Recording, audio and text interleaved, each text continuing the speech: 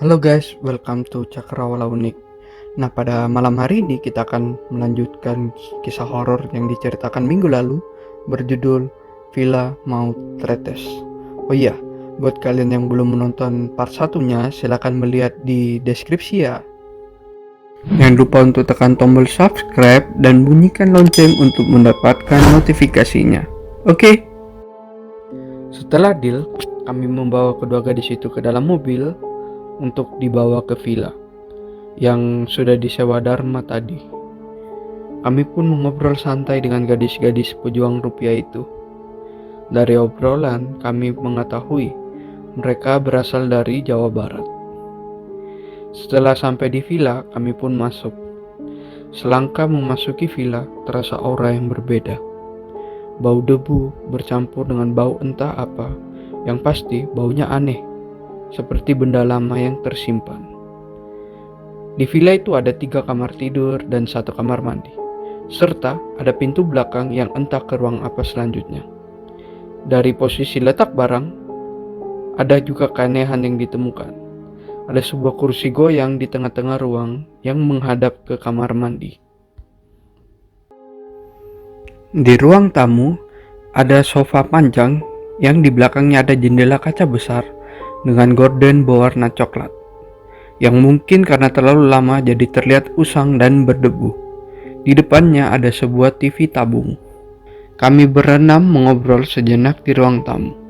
Lalu, tiba-tiba ada suara aneh yang asalnya dari jendela kaca yang berada di belakang kami. Suaranya seperti sebuah paku yang ditempelkan ke kaca lalu digerakkan. Kami semua saling pandang, dan aku pun memutuskan untuk melihat apa yang terjadi di luar. Sampainya di luar, ternyata tak ada sesuatu apapun yang menempel di kaca itu. Aku pun masuk kembali ke villa, dan rupanya Dharma dan Yuse sudah masuk bersama gadisnya masing-masing di kamar yang disediakan. Aku pun duduk di sofa bersama Amin dan menyalakan TV. Kami berdua ngobrol santai dan tidak lagi menghiraukan Dharma dan Yuse yang sedang menikmati malam mereka. Tiba-tiba aku merasa ingin buang air kecil. Aku pun berjalan ke kamar mandi. Pintu kamar mandi sengaja tak kututup, karena dalam pikiranku gak mungkin ada yang ingin mengintip diriku juga. Di kamar mandi itu ada suatu bercak. Entah halusinasi atau kenapa, bercak yang tadinya berwarna kehitaman, kini berwarna merah segar. Dan baunya anyir, seperti bau darah.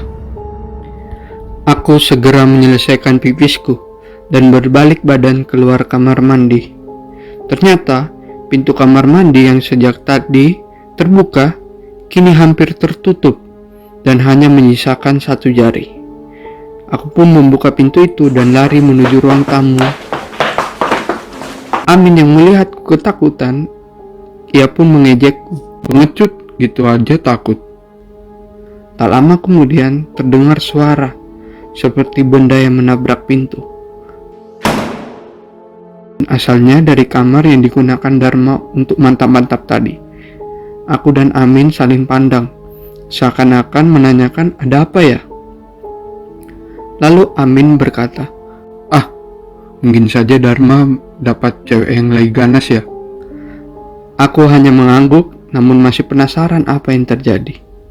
Berselang beberapa menit terdengar lagi suara yang sama, dan diikuti suara teriakan Dharma yang berkata, Jangan, bukan. Suaranya terputus seperti ada yang sedang membungkamnya. Kami berdua pun lari menghampiri kamar Dharma dan mengutuknya sambil bertanya apa yang terjadi. Lalu pintu pun dibuka dan Dharma muncul dari balik pintu yang masih tidak berpakaian sama sekali. Ia pun bertanya, "Kenapa, Cok?" Tanyanya kepada Amin. Belum sempat Amin menjawab, tiba-tiba pintu kamar mandi tertutup. Padahal tak ada siapapun di kamar mandi itu. Kami bertiga kebingungan, namun Dharma menutup kembali pintunya dan menyuruh kami untuk pergi. Sana, jangan ganggu. Kami berdua pun berjalan menuju ruang tamu, kebingungan apa yang sebenarnya terjadi. Sambil merebahkan diri di sofa, aku memandangi langit-langit ruang tamu itu. Tak berapa lama, terlihatlah sesosok bayangan sedang lewat di luar jendela. Aku pun duduk dan melihat bayangan itu bergerak ke arah pintu villa. Aku lalu berdiri, lalu Amin menarik tanganku untuk duduk kembali. Seakan-akan dia tahu apa yang aku lihat, padahal dia sedang bermain HP. Ia berkata, "Biarin, cuekin aja." Kulihat jam di atas TV menunjukkan jam 2 malam. Itu tandanya sudah hampir 2 jam mereka ada di dalam kamar itu. Betapa terkejutnya aku, tiba-tiba sayup-sayup terdengar suara, Tolong. Amin mematikan TV agar suara itu terdengar jelas. Dan benar saja, suara itu muncul dari kamar Yusuf. Kami berlari dan mendorong pintu itu. Betapa terkejutnya kami, di hadapan kami, Yusuf sedang dicekik oleh gadisnya. Tangan Yusuf mengisyaratkan memanggil kami berdua. Dan tak lama kemudian si gadis melihat kami dengan tatapan yang aneh. Matanya merah dan rambutnya acak-acakan. Kami berlari masuk dan menarik gadis itu menjauhi Yusuf. Gadis itu memberontak, berusaha melepaskan dirinya dari kami berdua yang memeganginya. Rupanya gadis ini kesurupan. Tak lama kemudian Dharma keluar dari kamarnya dan dia masuk mendekati gadis ini yang sedang kami pegang.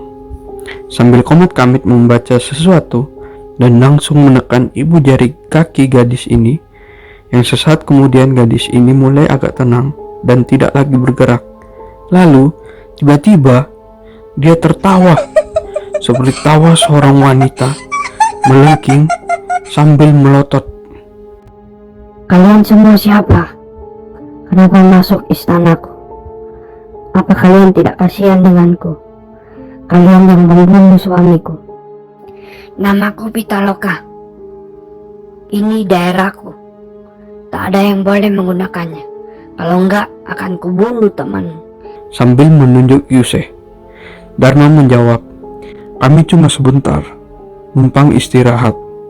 Lalu Pitaloka menjawab, Siapa laki-laki besar di belakangmu itu? Pasti dia orang jahat. Sambil menunjuk di belakang Dharma. "Dia penjagaku. Dia yang akan membunuhmu kalau kamu tidak keluar dari tubuh gadis ini sekarang," ucap Dharma. Dharma menekan ibu jari kaki gadis itu dan gadis itu berteriak. Lalu gadis itu tenang atau pingsan. Kami membaringkan gadis yang tadi kesurupan itu di kasur. Kondisi Yusuf sudah perlahan membaik, dan gadis yang bersama Dharma tadi memakaikan pakaian gadis yang kesurupan tadi. Kami bertiga keluar kamar dan mengobrol tentang kejadian ini di ruang tamu. Lalu tiba-tiba pintu villa diketuk oleh seseorang. "Mas, buka pintunya."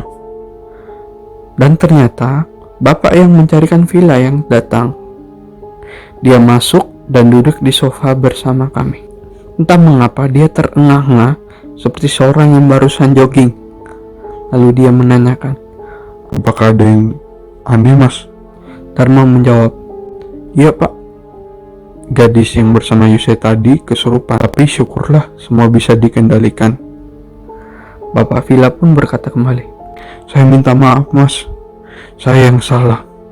Harusnya villa ini tidak boleh disewakan. Villa ini dulunya ramai pengunjung, Mas, karena sejuk serta view-nya yang bagus. Namun semua berubah sejak kejadian maut di sini. Begini ceritanya, Mas." Pada malam itu, hujan tak kunjung henti.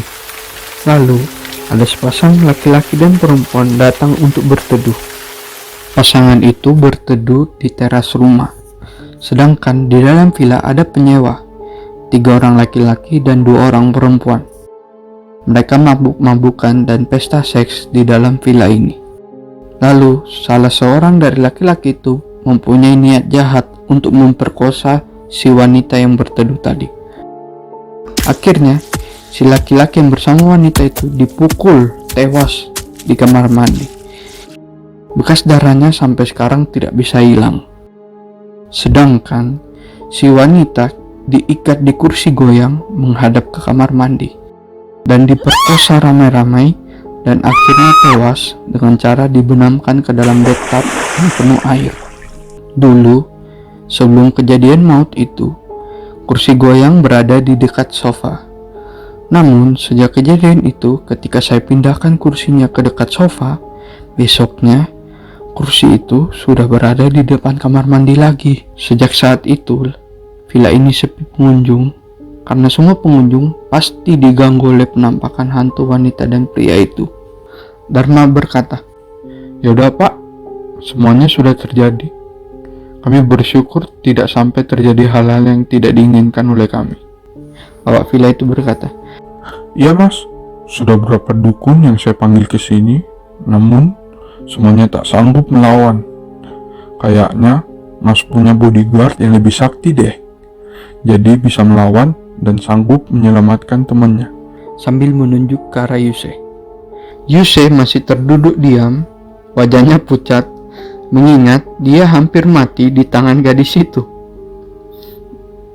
Kami terus mengobrol bersama bapak pemilik villa itu, menceritakan kejadian-kejadian yang dia alami maupun tamu villa itu alami sebelum kami. Sementara Dharma mengantar kedua gadis itu pulang ke rumah bosnya. Setelah salat subuh, kami semua pamit untuk melanjutkan perjalanan kami liburan. Beberapa tahun kemudian, terdengar berita bahwa kembali terjadi pembunuhan di villa itu. Tamat. Cukup sekian podcast horor pada malam hari ini. Jangan lupa untuk klik tombol like dan share video ini jika kalian menyukainya. Oh iya, buat kalian yang mempunyai cerita horor atau pengalaman horor lainnya yang bisa dibagikan, silakan tulis di kolom komentar. Akhir kata, nenek tua belanja rujak. See you in next video, Kak.